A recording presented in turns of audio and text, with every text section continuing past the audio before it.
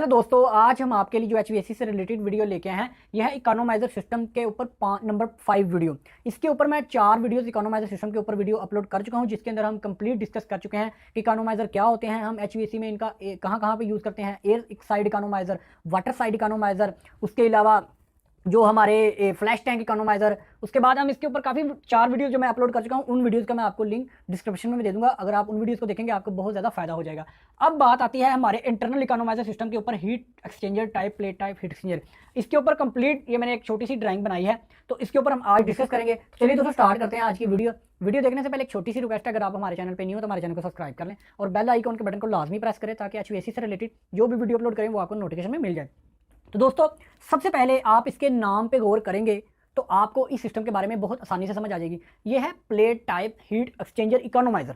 अब इसके अंदर हीट एक्सचेंजर भी है और इकोनोमाइज भी कर रहा है ये, यानी कि ये आपकी एनर्जी को भी सेव करेगा। ये किस तरीके से करेगा वो भी हम डिस्कस करेंगे कंप्लीट। सबसे पहले आपको हीट एक्सचेंजर के 3 बुनियादी असूल जो मैं कहता हूं कि आपके जहन में होंगे, तो आप बहुत अच्छे तरीके से इन चीज़ों को समझ जाएंगे। सबसे पहला कि भाई आपने अगर हीट एक्सचेंजर का लफ्ज़ जहां पे सुनेंगे वहां पे 3 असूल बुनियादी होंगे। सबसे पहला कि भाई 2 स्ट्रीम का होना जरूरी है। अगर आपने किसी जगह पे हीट एक्सचेंज हो रही होगी तो उसकी 2 इनलेट लाजमी होंगी, कम से कम 2 इनलेट होंगी, इससे ज़्यादा हो सकती हैं, और 2 आउटलेट होंगी, यानी कि 2 इनलेट 2 आउटलेट लाजमी होंगी। उसके बाद इन दोनों जो 2 स्ट्रीम हैं, जो 2 इनलेट है, इनके अंदर टेम्परेचर का डिफरेंस, जो सेकंड इंपॉर्टेंट थिंग है वो यही है कि इनके अंदर टेम्परेचर का डिफरेंस भी होना चाहिए। एक का टेम्परेचर ज़्यादा, एक का कम।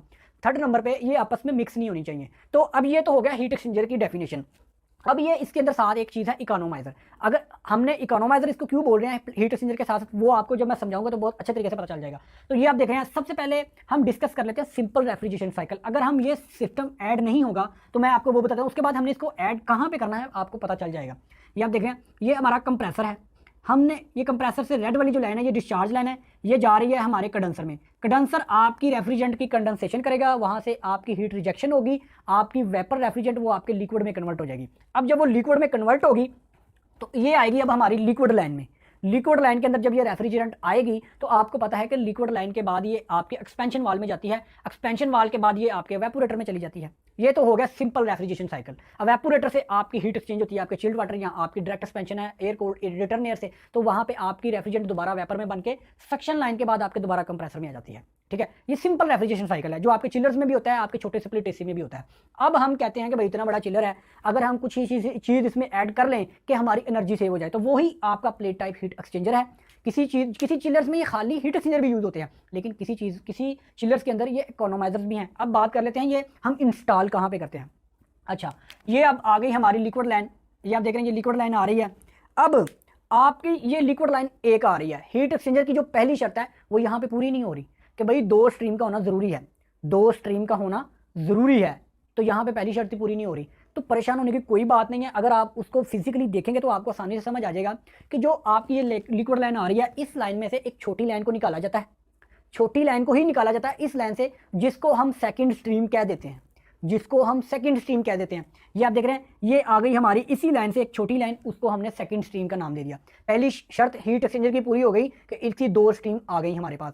अब आप ये सोच रहे होंगे कि हमने पहली स्ट्रीम से ही दूसरी स्ट्रीम निकाली तो इनके टेम्परेचर तो सेम होंगे। हाँ, ये आपकी बात ठीक है, यहाँ तक आपके टेम्परेचर जो हमने इससे लाइन निकाली उसका टेम्परेचर सेम है, लेकिन हमें अगर इसके टेम्परेचर डिफरेंस नहीं होगा तो ये हीट एक्सचेंजर कहलाएगा ही। तो हम क्या करते हैं, टेम्परेचर को डिफरेंस करने के लिए हमने जो लाइन निकाली, छोटी लाइन निकाली, उसके अंदर हम एक एक्सपेंशन वॉल का यूज़ करते हैं।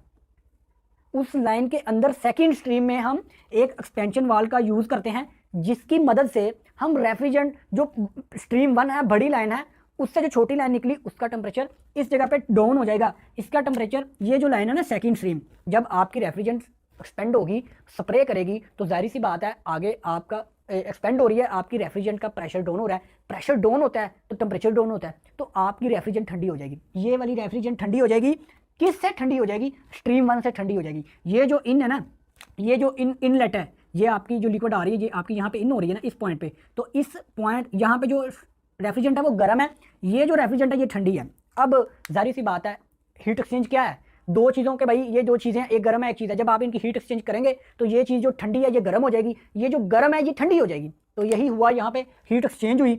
ये आप देख रहे हैं, इस पॉइंट से ये जो स्ट्रीम इन है इसका ये आउट पॉइंट है, जब ये इस पॉइंट से गुजरेगी, आप देख रहे हैं इन प्लेटों से गुजरेगी, ये प्लेटों से गुजर के यहाँ से आउट होगी, तो ये प्लेटों से जब गुजरती गुजरती इस प्लेट से आगे प्लेट, रेड वाली प्लेट में रेड वाली प्लेट, तो ये स्ट्रीम स्टेप बाय स्टेप आपकी रेफ्रिजरेंट आगे ट्रैवल करेगी, तो हीट एक्सचेंज होती जाएगी। जब ये इस पॉइंट से गुजरेगी तो ये अपनी हीट एक्सचेंज कर चुकी होगी। जब हीट एक्सचेंज कर चुकी होगी, जो ठंडी रेफ्रिजरेंट होगी वो गर्म होगी, जो गर्म होगी वो ठंडी होगी, तो फिर क्या होगा, ये रेफ्रिजरेंट जो ठंडी थी वो गर्म होगी ना, तो वो वेपर्स में कन्वर्ट होगी, जैसे आपके वेपोरेटर में होता है।